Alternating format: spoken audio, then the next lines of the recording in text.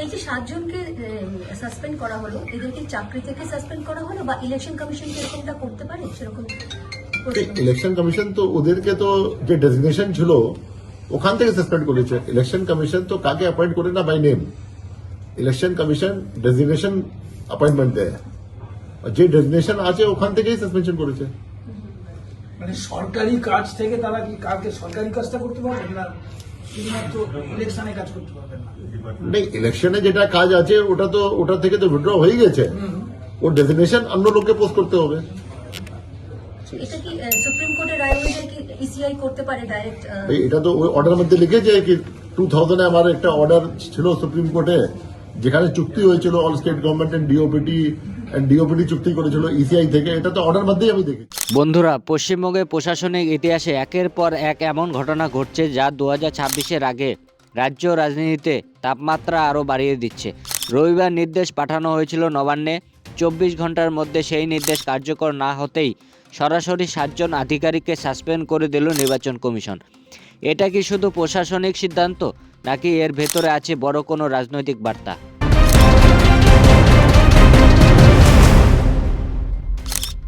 কারণ ঘটনার কেন্দ্রে রয়েছে ভোটার তালিকা বিশেষ নিবিড় সংশোধন প্রক্রিয়া, এসআইআর, স্পেশাল ইন্টেনসিভ রিভিশন।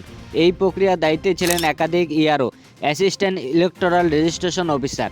অভিযোগ ছিল কর্তব্যের গাফিলতি, ক্ষমতার অপব্যবহার। এই অভিযোগের ভিত্তিতে নির্বাচন কমিশন চিঠি পাঠায় মুখ্য সচিব নন্দিনী চক্রবর্তীর কাছে। 24 ঘন্টার মধ্যে ব্যবস্থা নেওয়ার নির্দেশ দেওয়া হয়েছে, কিন্তু সময়সীমা শেষ হওয়ার আগে নির্বাচন কমিশন আজ সরাসরি সাসপেন্ড করলো এই 7 জনকে। কারা এই 7 জন? এই তালিকায় দক্ষিণ 24 পরগনার ক্যানিং পূর্বে সত্যজিৎ দাস, জয়দীপ কুণ্ডু, জলপাইগুড়ি ময়নাগুড়ির ডালিয়া রায়চৌধুরী, মুর্শিদাবাদের শামশেরগঞ্জ শেফারুর রহমান, ফারাক্কার নীতিশ দাস, সুতির শেখ মুর্শিদ আলম, পশ্চিম মেদিনীপুরের ডেবরার দেবাশিস বিশ্বাস। শুধু সাসপেন্ড নয়, তাদের ইআরওর দায়িত্ব থেকেও সরিয়ে দেওয়া হয়েছে। প্রশ্ন হচ্ছে, এত বড় পদক্ষেপ কেন হঠাৎ নেওয়া হলো? কারণ এই প্রথম নয়, এর আগে 4 আধিকারিককে সাসপেন্ড করতে বলেছিল নির্বাচন কমিশন। অভিযোগ ছিল ভুয়ো ও ভুতুড়ে ভোটারদের নামের তালিকা বেআইনিভাবে তোলা হয়েছিল। গত বছর 5ই আগস্ট প্রথম চিঠি দেওয়া হয়, 8ই আগস্ট দ্বিতীয় চিঠি। কোনো ব্যবস্থা নেওয়া হয়নি রাজ্য সরকারের তরফে। তারপর 2রা জানুয়ারি 2 জেলাশাসককে এফআইআর করার নির্দেশ দেওয়া হয়, তাও কার্যকর করা হয়নি। সিও দপ্তর থেকে 2বার রিমাইন্ডার। শেষ পর্যন্ত দিল্লি নির্বাচন সদনে তলব করা হয় মুখ্য সচিব নন্দিনী চক্রবর্তীকে। এখানেই বোঝা যাচ্ছে এটা সাধারণ প্রশাসনিক অনিয়ম নয়, এটা কেন্দ্রীয় কমিশন বনাম রাজ্য প্রশাসনের সংঘাতের রূপ নিয়েছে। ভোটার তালিকা মানেই নির্বাচন কমিশন ব্যবস্থার ভিত্তি। যদি অভিযোগ ওঠে যে ভুতুড়ে নাম তোলা হয়েছে, তাহলে প্রশ্ন উঠবে পুরো গণতান্ত্রিক প্রক্রিয়া বিশ্বাসযোগ্যতা নিয়ে। এখানেই কমিশনের বার্তা স্পষ্ট, আইন মানতেই হবে, প্রশাসনের গাফিলতি বরদাস্ত করা হবে না। আরেকটা বড় প্রশ্ন, যদি আগের 4 জনের বিরুদ্ধে এফআইআর এখনও কার্যকর না হয়, তাহলে এবার 7 জনের ক্ষেত্রে এত দ্রুত পদক্ষেপ কেন?